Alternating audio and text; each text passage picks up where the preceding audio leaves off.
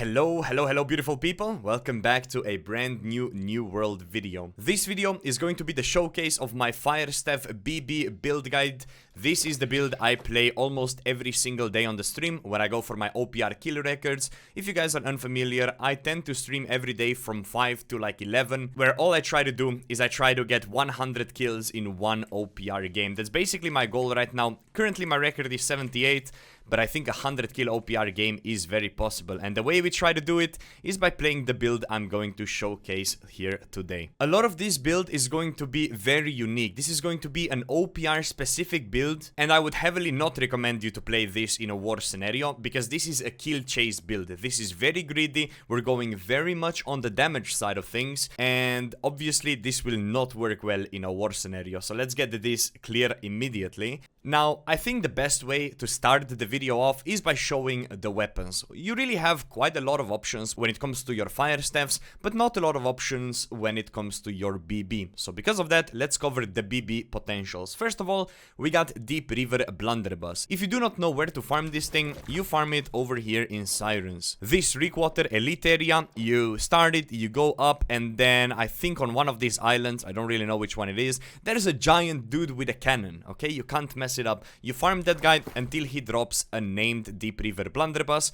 You take that Deep River Blunderbuss to one of the gypsum kilns, and then obviously you add your chromatic seals, you add your weapon matrix or whatever they're called, and you make your weapon. It usually costs between 20 to 25k to make your weapon, and you basically get almost a free best in slot. Now, I personally put flame attunement on my Blunderbuss, making it flame attunement enchanted kindling powered 700 gear score. I personally prioritize this Deep River Blunderbuss over something as simple as the Pestilence.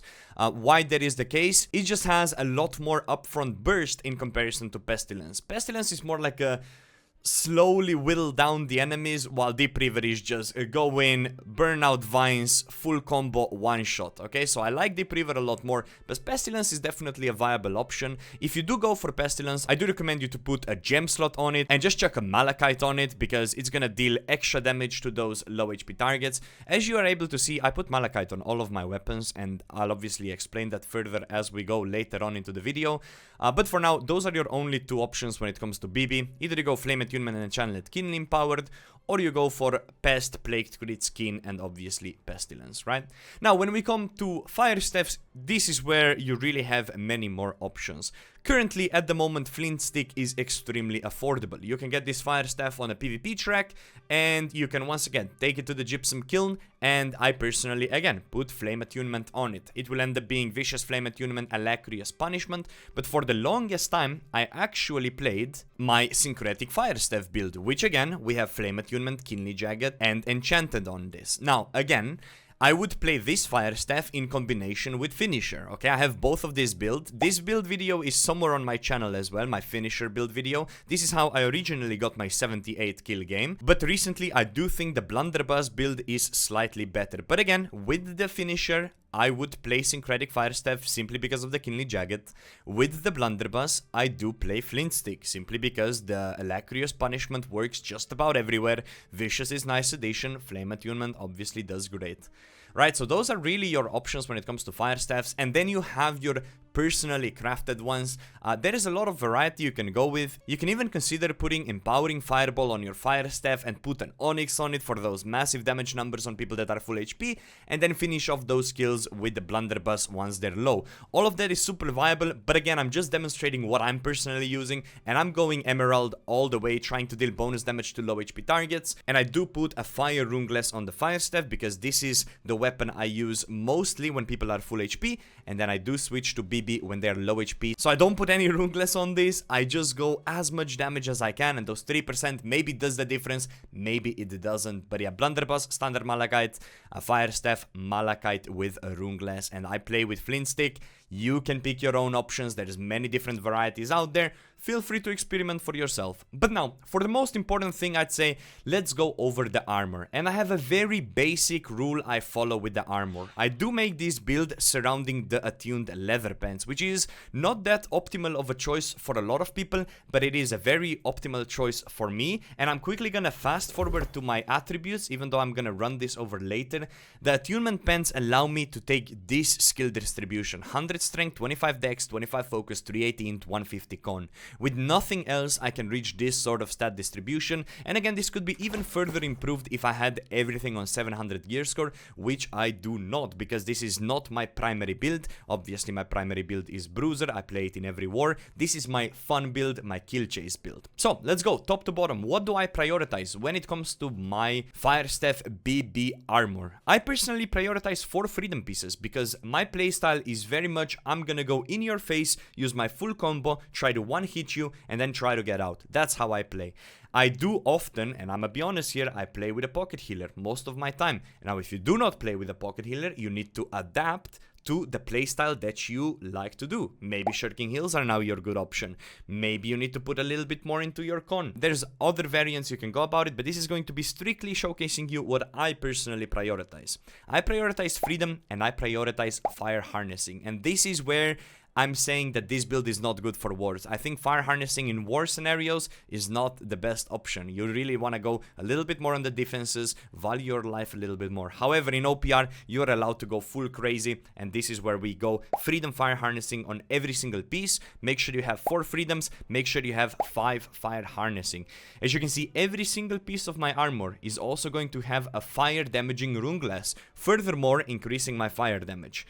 But again, let's go top to bottom. 4 freedom, 5 fire harnessings, and then the third perk is whatever we want. Whatever the shop is giving you, whatever is possible. Enchanted Ward is good. Refreshing is amazing. Shirking heals if you're in that sort of thing. You got conditionings that can be good. You got Net Shot, which I personally don't even have, which is an amazing perk. You have Fireball, which is an amazing perk. You have Meteor Shower, which is an amazing perk if you are playing that perk. I personally don't, but if you are, that would be an amazing perk to have. If I go over what I'm using, Freedom Enchanted Fire Harnessing, Freedom Fire Harnessing Refreshing, Freedom Fire Harnessing Empowering Breaker, this is actually a really good piece. I'd say this is a complete full piece, because Empowering Breaker, the way it works, when your attacks are blocked, gain a stack of Empower. If you hit somebody that's blocking with a BB, you're Empower capped immediately. Okay, so this is a really nice piece of armor. Obviously, Attunement Leather Pants. I have health on this. This is like the first thing I put health on back when the season, whatever, Angry Earth came out. I would put fire harnessing on this if I were to build it up again. So this build is not 100% optimal, let's put it that way. But yeah, I would put Refreshing Elemental Aversion Fire Harnessing on this one. And then my boots are Freedom Enchanted Ward Fire Harnessing. So as you can see, I do value Enchanted Ward. But if that was health, I'd be fine with it. If that was conditioning, I'd be fine with it. If that was literally any useful perk, I would be, you guessed it, fine with it. Now let's go over the jewelry, and this is where most builds should differ from what I am personally running, okay? I'm gonna skip the amulet and earring because we'll go over this in a bit. The most important thing here is actually your ring. You need to have hardy. I think personally you need to have mortal empowerment, and I think you need to have fire damage, okay? I think this is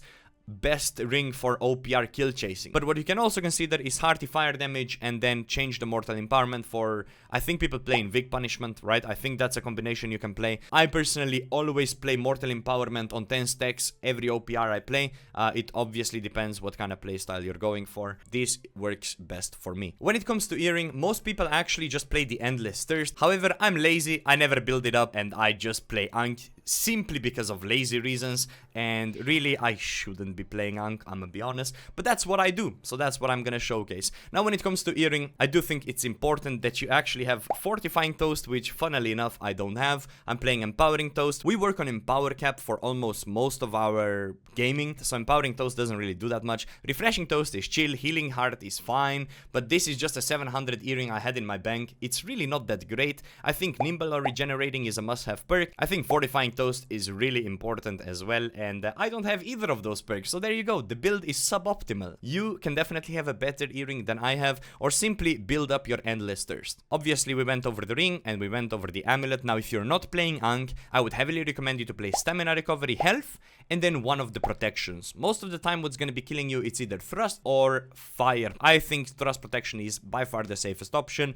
I would go with it. Again, you need to see for yourself, what are you dying to? Is it bows? Is it spears? Is it muskets? Or is it fire staffs, right? You have to consider for yourself. You have to pick your personal best option.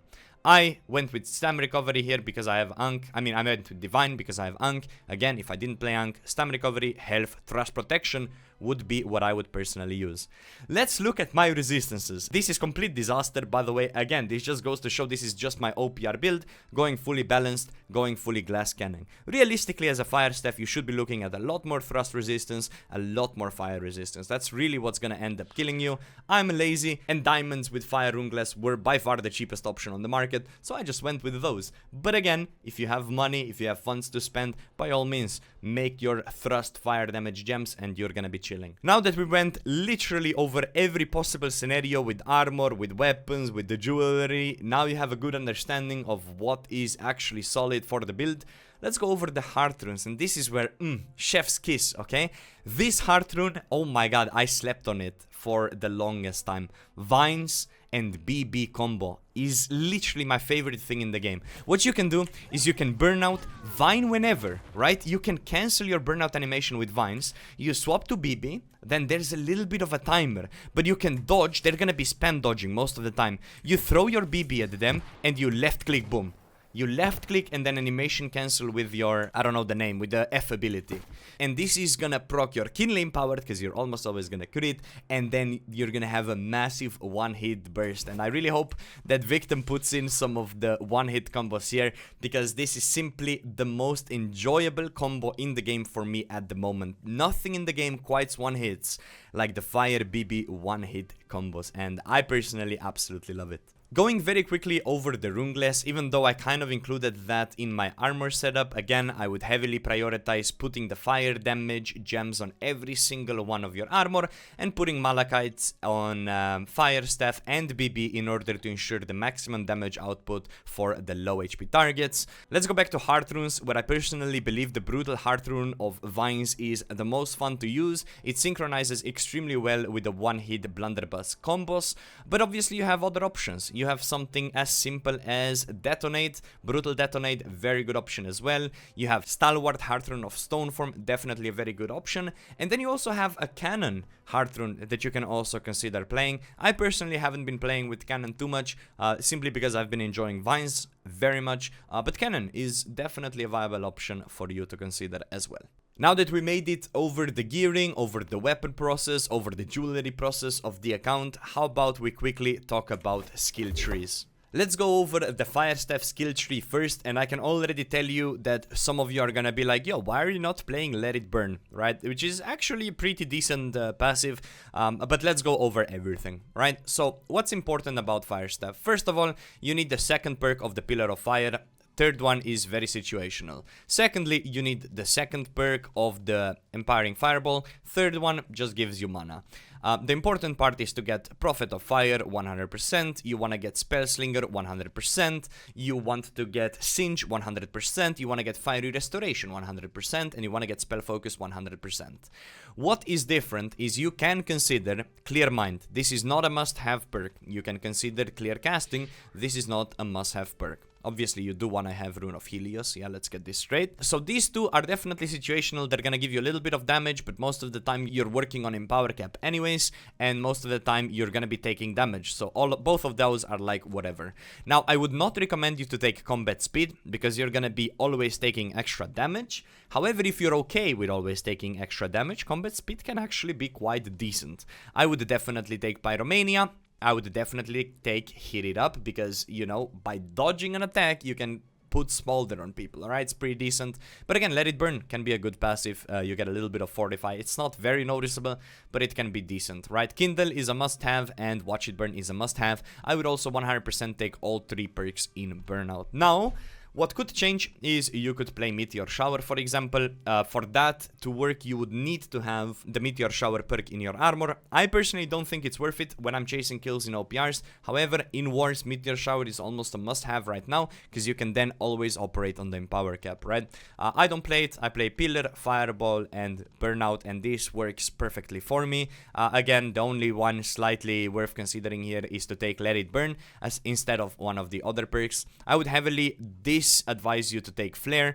You simply have reduced damage by doing it, and I don't think it's very good. Some people like to play it. I think it's ass. And that being said, this basically covers the Firestaff 3. I don't think there's anything much to add. If you have mana problems, you can always consider getting rid of either Clear Mind or Clear Casting and putting that either on the Pillar last perk to get mana back or on the Fireball last perk in order to get mana back and get a little bit of CDR reduction in this as well. Now let's go over the BB tree. This is also where you can have quite a lot of different scenarios, but I'm gonna be showing you the one I personally play, which is the double down method, but you can also go the unload method for sure. The reason why I like double down is simply the fact that you can chase people down by getting multiple net shots on them, and obviously you allow yourself to do the one-hit combos much more frequently, right? We're taking 3 perks in net shot, making sure we achieve the slow 3.